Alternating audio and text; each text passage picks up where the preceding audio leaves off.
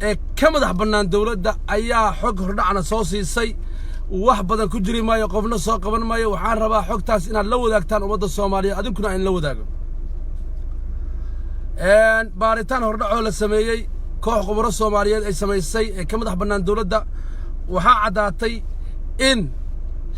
qaraxaasi ay ka dambeeyeen sirdoonka Imaaraadka iyo xildhibaano ka tirsan dawladda federaalka ee Soomaaliya oo ay ka mid yihiin xildhibaan Mahad Maxamed Salaad xildhibaan Saabir Suuriye oo asaga ah u shaqeeyay sirdoonka Imaaraadka xildhibaan Xasan Macallin iyo Kamaal Guutaale oo ah gacanyaraha Cabdiraxmaan Cabdishakuur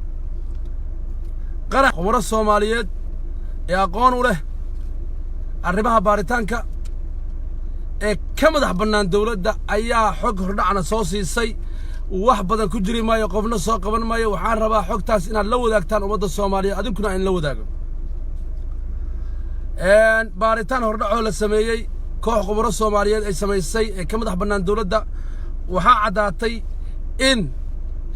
qaraxaasi ay ka dambeeyeen sirdoonka Imaaraadka iyo xildhibaano ka tirsan dawladda federaalka ee Soomaaliya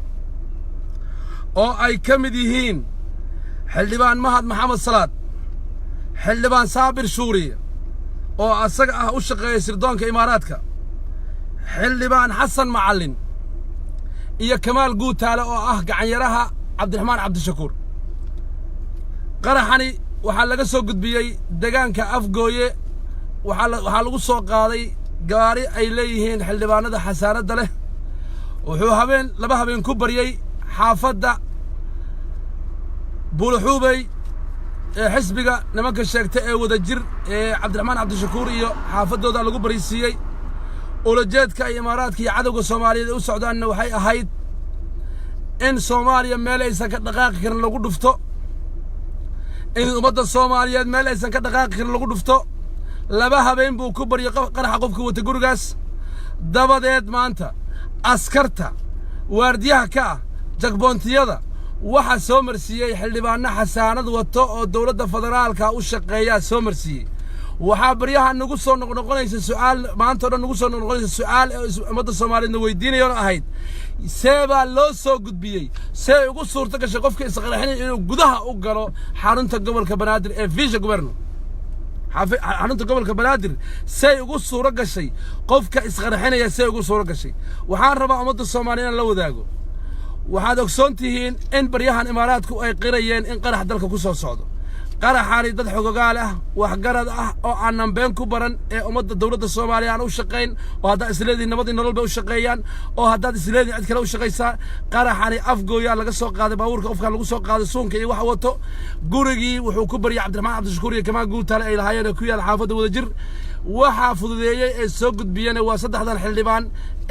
xildhibaanada ka tirsan dawladda federaalka ah ee jawaasiista Imaaraadka u ah ayaa soo gudbiyay jagboontiyadii ilaa iyo gudaha soo galiyay dabadeedna markii uu baxay ninkii Ameerikaanka ahaa ayay kaga tageen meesha qaraxna saas ku dhacay ummadda Soomaaliyeed baan xogta la wadaagaya gaarsiiya wixii kale oo soo kordho waa la soo socodsiin doonaa qaraxaasi say ku suurta gashay in xaruntii gobolka Banaadir loo galo oo 200 oo jagboonti leh see gudaha loogu galay jawaabteedii waan soo helnay dad khubaro ah ka madax bannaan dawladda federaalka ah aan ayagana la jirin kuwaana la jirin ayaa warbixinta ummadda Soomaaliyeed ka soo helnay waxaad ogsoontihiin in qarankeennii burburay cid walba meeshuu shirin ka heli karo uu shirin u doontay in wadaniyadii dhuntay in alla ka cabsiga dhumay in xildhibaano dad aan u qalmin oo ahal u ahayn oo aan geyn ay xildhibaano noqdeen taasi waxay keentay in maanta qaraxa maanta meesha ka dhacay ee xarunta gobolka ka dhacay ee loogu dan lahaa in gudoomiyaha gobolka lagu dilo ay Imaaraadku ka dambeeyeen kuwa camiil ah oo Soomaali ah oo ayaga u shaqeeyana ay u soo dhiibeen waxaan wax yar rabaa taariikhda inaan dul istaago ninka lagu magacaabo Saabir Nuur Suuriye ninkii yaqaano waa xildhibaan ka tirsan dawladda federaalka wuxuu ahaan jiray nin ku nool Imaaraadka wuxuu u shaqeeyaa sirdoonka Imaaraadka waa ninkii lacagii hore oo la soo qaban jiray wadanka soo galiyay waa nin si toos ah sirdoonka Imaaraadka xogta u siiyo waa nin si toos ah gacanyaro uga ahaan jiray oo aan isqarin safiirkii imaaraadka ee dawladda xamar muqdisho u joogi jiray u shaqayn jiray ee gacanyaro u ahaa ilaa iyo haddana imaaraadka u shaqeeya hantidiisii iyo wuxuu haystana taallaa wuxuu waa laba kaare waa double agency xaggana wuxuu nooga sheeganayaa inuu ka mid yahay golaha sharci dejinta qaranka Soomaaliyeed xaggana wuxuu ka shaqeeyaa imaaraadka xogtani waxa laga soo helay dad daris la ah guriga Cabdiraxmaan Cabdishakuur Kamaal Guutaale ay degan yihiin ee xaafadda Wadajir in laga soo kaxay in qaraxa laga soo abaabulay qofka qaraxa sameeyana oo laba habeen meesha bariyay qaraxa gudbintiisana ay ka dambeeyeen xildhibaano ka mid ah dawladda federaalka ee xasaanad haysto oo saddexda xildhibaan ee Xasan Macallin Saabir Nuur Suuriye iyo Mahad Maxamed Salaad gawaaridooda ay ku soo galbiyeen ay ku soo galin ummadda Soomaaliyeed arrinkaasi waa xaqiiqo waa baaritaan hordhaca annagu dawladda sirdoonkeeda lama shaqeyno laakiin waxaan nahay dad ka madax bannaan sirdoonka dawladda dad wax garad ah dad Soomaaliyeed ee wax fahmayo hadda ka hor waataan sheegaynay qaraxii Kismaayo ka dhacay ee lagu dilay dadka Soomaaliyeed ee Axmed Madow mucaarad ku ahaa lagu laayay meesha laga keenay okay waxaa marka isweydiinaysan qaarkiin saybay xildhibaano federaal ah oo al-shabaab cadow u ah iyo al-shabaab maxay ku shirkoobeen maxay tahay danta ay ku shirkoobeen dhammaan waxay cadow u arkaan dawladda federaalka sida hadda ka hor nin oday ah oo Soomaaliland jooga uu yiri cadowgaaga cadowgiisa waa walaalka nimanka al-shabaab ah ayagu waxay ku shaqeeyaan waxa cadow u ah dawladda federaalka nimankan imaaraadka dawladda federaalka cadow ah waxa al-shabaab maalgeliyo imaaraadkana waxa u shaqeeya kuwa daba dhalif ah oo aan dhaqan lahayn oo aan Soomaalinimo lahayn oo aan iimaan lahayn oo Ilaahay ka baqayn ayaa u shaqeeya oo dal iyo dadba ka naxayn oo maslaxadooda gaarka ay waxay inta mariyaan ka raadinayaan okay imaaraadku markay soo bixiyaan qofkii ay ugu tala galeen hawshii waxa si toos ah ula soo hadlayo sirdoonkii imaaraadka ayaa wuxuu leeyahay qof hebel ba halka noo soo marayo waa inaan noo soo gudbisaan meelna noo soo xisaan dabadeedna jagbontiyada dawladda federaalka ah oo aan uga soconno aad noo gudbisaan intaas ay shaqadiina tahay dhammaantood marka intaas midaysay dhammaantood waxaa midaysay in qaraxiyo dhammaantood waxaa midaysay in waxay ka midaysan yihiin inay ummadda Soomaaliyeed dhibaabiyaan maanta halkay naga abaareen oo qaranka Soomaaliyeed iyo ummadda Soomaaliyeed laga abaaray waad garanaysaa dad aan u naxayn dalkan dad aan la jecel dalkan u lahayn dad aan xishoonayn inay yihiin waad garanaysaa dad aan damiir lahayn inay yihiin waad garanaysaa halkii ay ummadda Soomaaliyeed u dhimanaysay caasimadda gobolka iyo gudoomiyaha gobolka loo dhacay halkii ay ummadda Soomaaliyeed u dhimanaysaa loo dhacay halkii ummadda Soomaaliyeed u dhimanaysaa loo dhacay marka xaqiiqda jirta waxay tahay xildhibaanadan u shaqeeya imaaraadka iyo al-shabaab oo imaaraadka caawiso ee u shaqeeyaan qofka markii qaraxa laga soo sameeyo gobolada shabeellada hoose ee lagu soo diyaariyo waxa loo soo diraa sirdoonka imaaraadka warbixinta la soo siiyaa sirdoonka imaaraadkana waxay siiyaan kuwa u shaqeeyay siiyaan oo ay warbixinta siiyaan si ay wadada u gudbin lahaayeen iyo meesha ay marin lahaayeen iyo gudaha u galiyaan meesha qaraxa la doonayo ayaga u fududeeyo halkaas ummadda Soomaaliyeed laga soo abaaray halkaasayna shuraaka ku yihiin halkaasayna ku wada socdaan dhammaan al-shabaab iyo imaaraadka iyo kuwan u shaqeeya cumaashane waxay ka midaysan yihiin qarankan in dalkan inuu dawlad ka dhalan in dawladda Soomaaliyeed ay istaagin nin kasta oo wax gal ah dalkan la jecel u hayso oo Soomaali ah la dilo la beegsado walaalayaal wax weeyaan warkii ku daalin telefoonadii way soo dhacayaan baaritaanka hordhac ah la helay ee xaafadda dadka deegaanka deganaa iyo dad xogogaal ah iyo dad sirdoon ah oo ka madax bannaan dawladda ee quburo ah oo arrintan xaqiijinayo ay noo sheegeen in ay xildhibaanadaasi ka dambeeyaan arrinkan wixii waro soo kordho waa in la soo socodsiin doonaa arrinkan ha la sheer gareeyo meel kasta ha la gaarsiiyo maanta waxaad isweydiinayseen oo maanta la isweydiinaysay xaruntii gobolka Banaadir xaruntii gobolka Banaadir see u galay qof qarax wato loogu ogolaaday walaal waxaan ogsoonahay dalkan sharci baa u yaalo xildhibaan xasaanad wato gaarigiisa lama baari karo staafkiisa lama baari karo asaga lama baari karo taasaa fududaysay oo keentay al-shabaabkuna halkaasay naga abaarayaan waxaan marka dawladda federaalka u sheegayaa hay'adaheeda amniga golaheeda sharci dejinta arrinku maanta baarlamankii buu soo galay xildhibaano xasaanad leh oo baarlamanka ahana arrinka ka dambeeyay bartay ummadda Soomaaliyeed u dhimanayso indhaha looga tuurayay baa yaa lagu dhuftay arrinkan si taxadar leh oo wadaniyad ku jirta loo baaro cid alla ciday lug galisanayaan laga harin ha la soo qabto maxkamadna ha la soo taago intaasaan ummadda Soomaaliyeed leeyahay waxaan in soo gudbin doonaa warbixinta wax alla wixii ka soo kordha in la soo socodsiin doonaa inaan qof soo qabto uma talagelin waqti badan ma jiro telefoonadii baa soo dhacayo hawshii baa socoto baaritaankina waa socdaa waxaan in soo gudbin doonaa codadkii waxaan in soo gudbin doonaa meeshay ka keeneen raggii ka dambeeyay dadkii dhibaatadaas sameeyay ayaan idin soo gudbin doonaa biidnillaahi kariim la socod wanaagsan ummadda Soomaaliyeed dadka beenta iyo barbagandada wada ee imaaraadku iyo wasaqda soo dirsateen waxaan leenahay waxaa jira dad Soomaaliyeed oo wadaniyiin ah oo annaga ka mid nahay ee xaqiiqda mar walba dhabta soo ogaada ee soo saaro walaalayaal haddaad isla haydan waan kugu celinayaa shakhsiga qaraxan isqarxiyay ee meesha isku qarxiyay waxa soo diyaariyay waa al-shabaab muran kaba taagno waxa markii al-shabaab diyaariyaan al-shabaab imaaraadkii la hadlaan imaaraadkana sirdoonkoodii iyo dadkii u shaqeynayay jawaasiistoodii bay la hadlaan maadaama ay xasaanad haystaan baabuurkooda ilaa afgooya aan la baari karin ilaa iyo mataqaanaa meesha la yiraahdo kilomitir meesha maxay ahayd Saybiyaana iyo kilomitir meesha siinka dheer ee xamar laga soo galay aan la baari karin gudaha u soo dhacay dabadeedna la kixeeyay ee Kamaal Guutaale guriga u degan yahay la geeyay halkaana laba habeen ku bariyay dabadeedna xildhibaanadii hawshaas wata gaari ku soo qaateen gaarigooda soo saarteen gudaha la galeen baaritaanka dhaafiyeen dabadeedna markii shirka dhamaaday balantu saas ay ahayd oo ninkan baxay Mareykanka ay ka bacdina gudoomiyaha gobolka la dilo intaas wax dhanbayd in ummadda Soomaaliyeed indhaha laga tuuro in qaranka Soomaaliyeed la baabi'iyo dunidana ogow inqilaab kasta iyo wax kasta waxa laga maraa la socda siyaasadda dalka dalal kasta oo la inqilaabayo ama military inqilaabayo ama dhibaato loo geysanayo caasimadda laga qabsadaa mar haddii caasimadda laga weerareen waxa way dawladdaada abaal ma lahan dawladdaada xoog ma lahan idaacadda iyo caasimadda haddii laga qabsado isla markii idaacadda laga hadlayo caasimadda waa la haystaa iyo xarunta gobolka iyo madaxtooyada maanta wax madaxtooyadu waa u soo gal weeday xarunta gobolkeena naga qabsad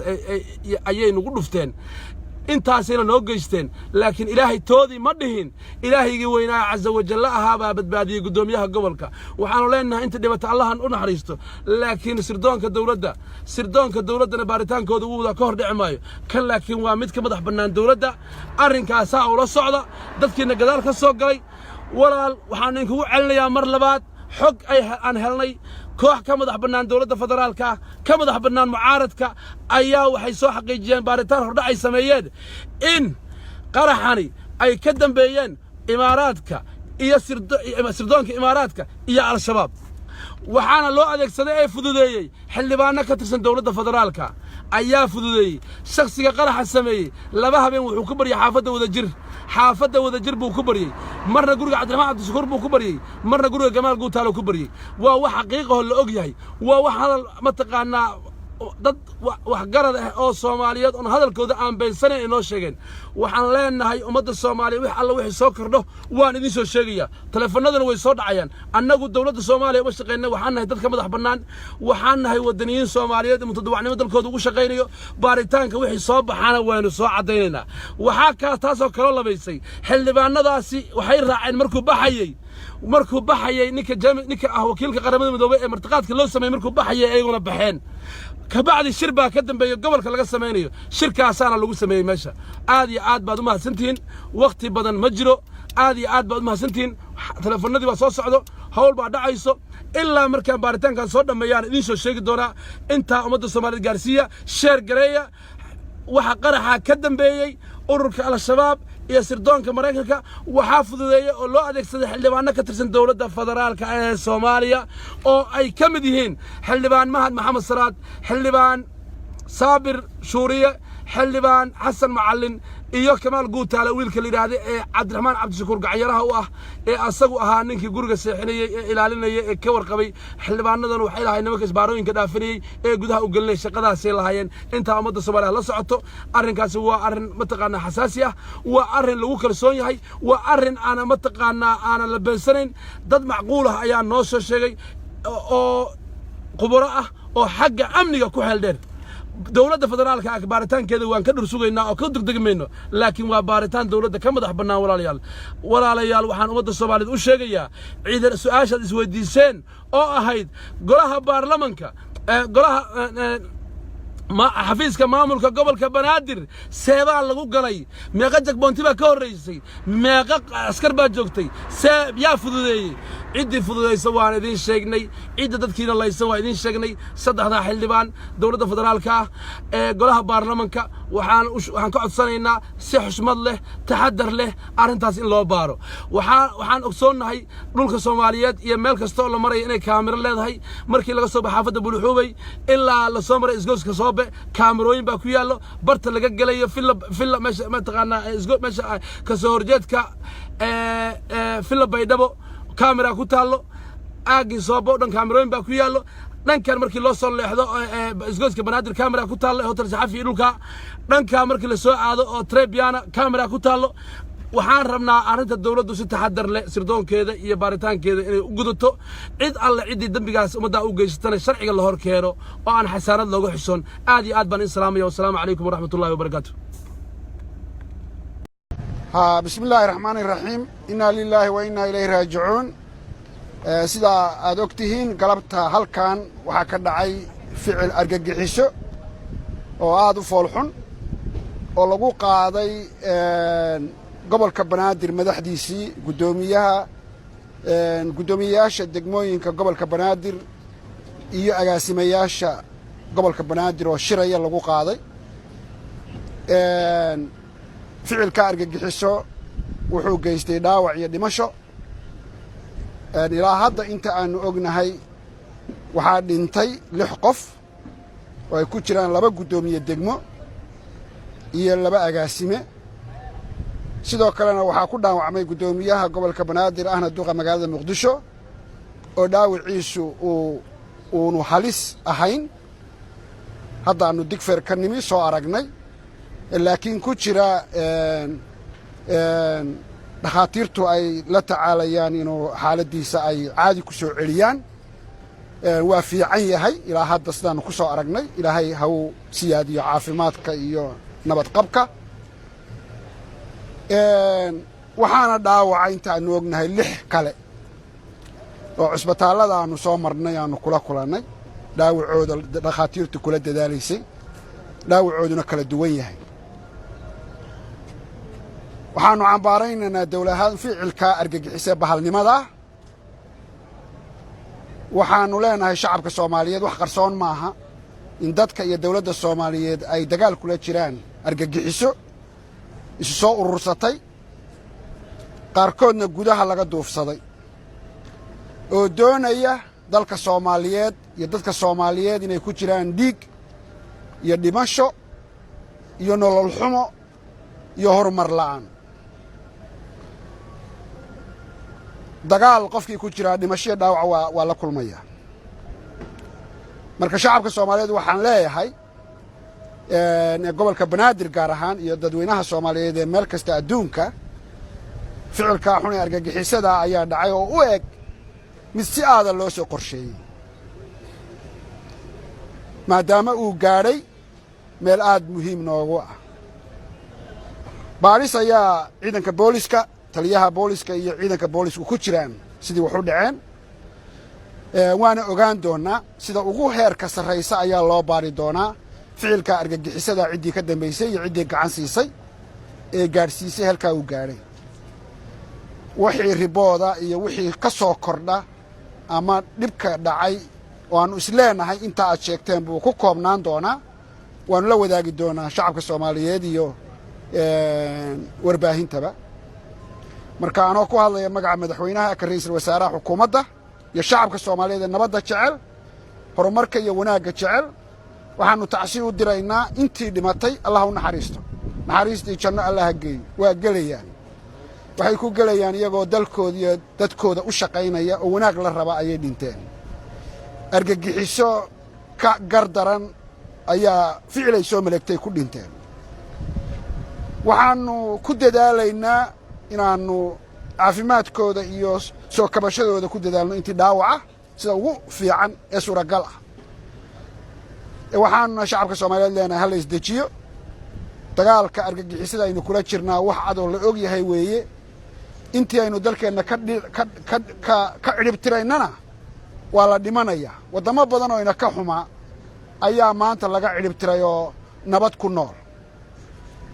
shacabka Soomaaliyeedna maanta waa u diyaarsan yihiin dawladoodu inay gacan bira ku qabtaan kooxaha argagixisada baadhis ayaa socota laakiin ficilku ama shilku wuxuu ka dhacay qol shir oo guddoomiyaha gobolku uu kula shirayay madaxda gobolka banaadir way socotaa in qof si uun u helay access uu soo galay oo uu sidaa dhibka u geystay oo aanay u badnayn ama wax meesha lagu sii diyaariyey labadaa mid bay noqon kartaa waxaan ka sugaynaa ciidanka booliska inay baadhista soo dhammaystiraan aad u mahadsantihin